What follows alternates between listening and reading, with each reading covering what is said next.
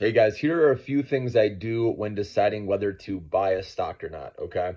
So number one, I like to look at valuation, okay? So I want to make sure it's reasonable. So when what I do is I type in Google, for example. You could probably do this in Chat GPT as well if you want to be even quicker, but I just type in let's say Micron, right? MU stock valuation, Yahoo, and that will pull up where it shows me, that's what I use, and it shows me the current market cap, PE ratio, price to book ratio, price to sales, right? All those metrics. And I want to make sure that those numbers are reasonable for where their last earnings report, the numbers that they showed, okay, if it makes sense, okay? Do the earnings, again, their revenue and earnings per share, right? Net income, all that does that in cash flow, right? That's the most important. You hear cash flow is king, right? I want to see cash flows with companies. If you want to make sure you're buying a safer stock, you want to make sure they have strong cash flows coming in. So that means they don't have to raise capital and dilute shareholders. Okay, always remember that. Cash is king right now.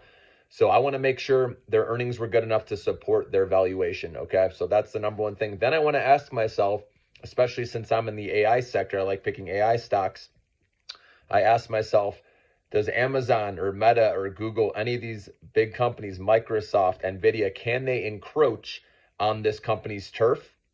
And a lot of times the answer could be yes, because we know these big companies keep on getting bigger. And that's a way for you to weed out. There's so many stocks you can choose from out there, but that's why you want to have your guidelines of what it takes for you to buy a stock and you stick to that. And that will allow you to weed out many different stocks out there. Okay. If you want to be safe in this environment, you want, like I said, strong free cash flows coming in where they don't have to raise capital, because those companies that do are going to have to raise capital at a higher interest rate, or they're going to have to dilute shareholders.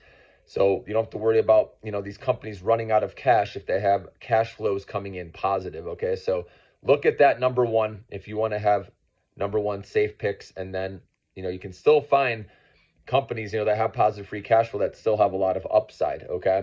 So as you know, I'm sticking to the AI field. So again, you look at valuation, you look at their earnings.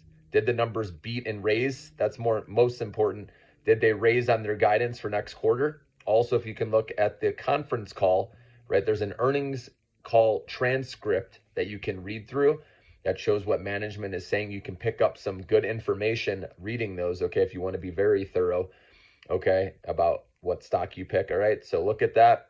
Like I said, if cash flows are good, if the earnings beat and raised, okay, then this is a good pick, like I said. And then I look at stock price, because I don't like to buy when it's at all-time highs. So if it's somewhat off of its highs and it's got a decent valuation, and like I said, the numbers back up the valuation, okay, and it doesn't have competition, the mega caps encroaching on their space, then I will make a starter position in that.